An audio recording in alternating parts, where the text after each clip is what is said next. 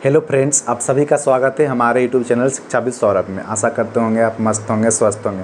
तो चलिए आज हम बात करते हैं पीएचडी एडमिशन्स पे। जैसा आप सर्च कर रहे होंगे कि पीएचडी एडमिशन्स अभी कहाँ कहाँ हो रहे हैं, जैसे जिनका जेआरएफ हो गया, जिनका नेट क्लियर हो गया है और जिनका पीएचडी में भी नाम आ चुका है, तो सर्च कर रहे होंगे कि हमारे लिए कहाँ बेस्ट होगा पीएचडी करना। तो आप सर्च कर रहे होंगे, तो हम आपके लिए ही आए हैं पूरे नोटिफिकेशंस के साथ कि आपको कैसे आना है, कब आना है और कौन कौन से डेट रखे गए हैं, कब आपका इंटरव्यू होगा, कब आपका लास्ट डेट फॉर्म का है और कब आपका एडमिशन्स होंगे, कब आपके एडमिशन्स के बाद क्लासेस होंगे, सब पे हम बात करेंगे। तो आज हम बात कर लेते हैं हैदराबाद सेंट्रल यूनिवर्सिटी पे। जैसे आप बीएचयू में पढ़ रहे होंगे, डीयू में पढ़ रहे होंगे, जेएनयू में पढ़ रहे होंगे और आपका जेआरएफ नेट क्लियर भी हो चुका होगा, तो आप सर्च कर रहे होंगे पीएचडी हमारे लिए कहाँ बेस्ट होगा। तो आपके लिए एक बेस्ट प्रतिष्ठित जो यूनिवर्सिटी है, जो प्रतिष्ठित विश्वविद्यालय है, उस पर हम बात कर लेते हैं। तो जैसे ही पीएचडी के लिए ही जाना जाता है हैदराबाद यूनिवर्सिटी, किस लिए जाना जाता है? रिसर्च के लिए। अब जैसे ही सर्च करेंगे तो आपको सबसे बेस्ट यूनिवर्सिटी में आएगा Hyderabad central university.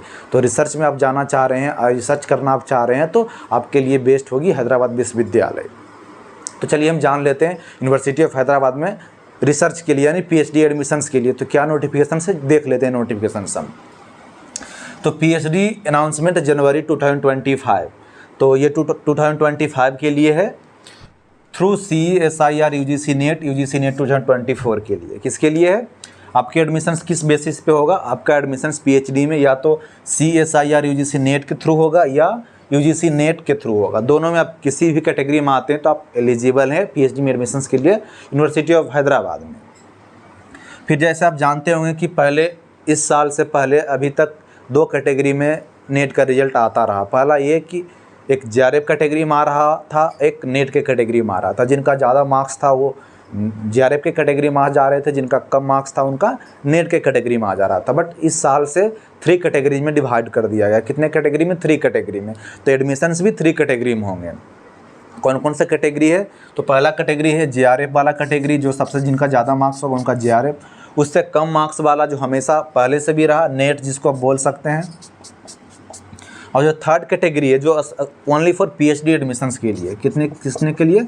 Only for PhD admissions के लिए। 1 साल ही वैलिड रहेगा, 1 ईयर वैलिड रहेगा। यानी 1 साल के अंदर आप कहीं एडमिशन्स नहीं ले पाएँ तो आपका जो पीएचडी का सर्टिफिकेट है वो इनवैलिड हो जाएगा। तो जिनका जो रिजल्ट आ रहा है वो पीएचडी, सिर्फ पीएचडी में उनका जो रिजल्ट आ रहा, तो कृपया इस साल ही एडमिशन्स ले लें। अगर इस साल एडमिशन्स आप नहीं लेते हैं तो आपका सर्टिफिकेट इनवैलिड हो जाएगा, यानी कि अगले साल कोई काम का नहीं रह जाएगा।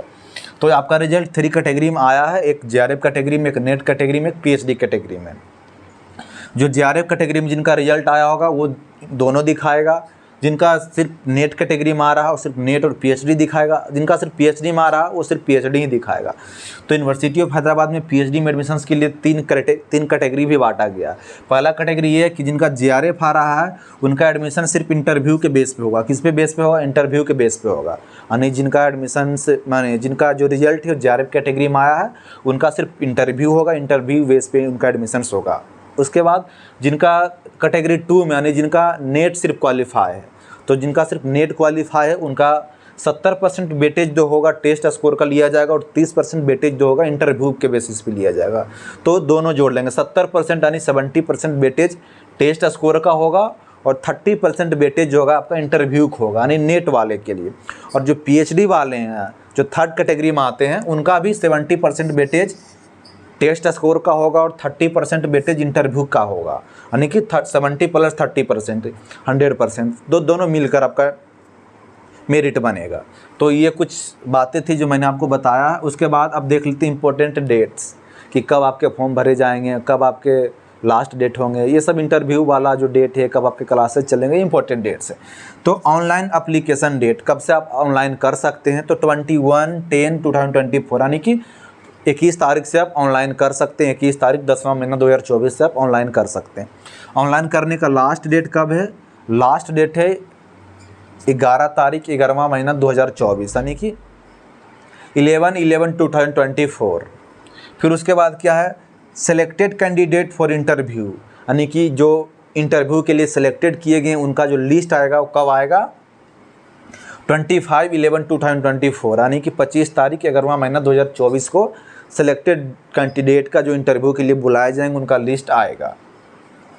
फिर जिनका इंटरव्यू कब होगा, आपका जो लिस्ट आए हैं इंटरव्यू के लिए, तो फिर आपका इंटरव्यू कब होगा। तो इंटरव्यू आपका होगा 3 डेज का होगा, यानी कि 3 डेज आपका नहीं लगेगा, मतलब सबका लेना है ना, तो वो बांट दिए गए हैं कि किस डिपार्टमेंट का कौन सा दिन लेना है, कौन सा डिपार्टमेंट के किस दिन लेना है, ये बांट दिए गए हैं। तो 3 डेज का हो सकता है, आपका 11 का भी हो सकता है, 12 भी पढ़ सकता है, आपको 13 भी पढ़ सकता है, तीनों में कभी भी आपका इंटरव्यू पढ़ सकता है। वो आपको बता देंगे कन्फर्म, जब आपका लिस्ट आएगा उसी दिन आपको बता देंगे। तो कब कब आपका इंटरव्यू है, 11, 12, 13 दिसंबर 2025। फिर से मैं रिपीट कर देता हूँ, 11, 12, 13 दिसंबर 2024, यानी कि 11 तारीख, 12 तारीख, 13 तारीख दिसंबर 2024। फिर शॉर्ट लिस्टेड फॉर काउंसलिंग, जो इंटरव्यू के लिए आए हैं उनमें से सबका तो नहीं शॉर्ट लिस्ट हो पाएगा, क्योंकि बहुत लोग आ जाते हैं, तो कुछ लोगों का शॉर्ट लिस्ट किया जाएगा काउंसलिंग के लिए। तो काउंसलिंग आपका कब है, काउंसलिंग आपका 23/12/2024, यानी कि 23 तारीख 12वां महीना 2024। फिर एडमिशन काउंसलिंग, ये शॉर्ट लिस्टेड किए गए हैं, यानी कि इतना कैंडिडेट के एडमिशन काउंसलिंग के लिए बुलाए गए हैं। तो एडमिशन काउंसलिंग कब आपका होगा, एडमिशन काउंसलिंग आपका होगा 2-3 जनवरी 2025। कब होगा, 2 और 3 जनवरी को 2025 में। फिर कमेंसमेंट ऑफ क्लासेस, यानी क्लासेस आपके कब से चलेंगे, तो 6 जनवरी 2025, यानी 6 जनवरी 2025 को आपके क्लासेस स्टार्ट हो जाएंगे। ये कुछ जो इम्पोर्टेंट डेट्स था मैंने आपको बता दिया, कुछ जो ज़रूरी जानकारी था वो भी मैंने आपको बता दिया। अब कुछ और भी बताने के लिए रह गया जो इस वीडियो में कवर नहीं हो सकते हैं, जैसे कि सीट्स, और जिसको इनटेक्स भी बोल सकते हैं। यानी सीट्स का मतलब हुआ कि आप मान लेते हैं कि आप हिंदी डिपार्टमेंट से हैं, तो हिंदी में पीएचडी में कितने सीट्स हैं, और अगर मान लेते हैं हिंदी में टोटल सीट्स पीएचडी में 8 हैं, तो 8 में कितने सीट जनरल का है, कितने ओबीसी का है, कितने ईडब्ल्यूएस का, कितने एससी का है, कितने एसटी का है, कितने पीडब्ल्यूडी का है। तो ये सब मैं इस वीडियो में कवर नहीं कर पाया हूँ। अगर आपको चाहिए कि किस सब्जेक्ट्स में कितने सीट्स हैं पीएचडी एडमिशन्स के लिए, तो अगर आपके ज़्यादा कमेंट्स होंगे तो तब भी मैं वीडियो लेकर आऊँगा, क्योंकि जब तक डिमांड नहीं होगा तो कुछ फ़ायदा भी नहीं रह जाएगा। तो जो इम्पोर्टेंट डेट्स था, जो इम्पोर्टेंट नोटिफिकेशन था, मैंने आपको बता दिया। अगर आपको चाहिए कि किस सब्जेक्ट में कितने सीट्स हैं और उस सब्जेक्ट्स में किस कैटेगरी में कितने सीट्स हैं वो भी आपको चाहिए, तो कमेंट्स आप ज़रूर करेंगे, तभी मैं आपको वीडियो लेकर आऊँगा।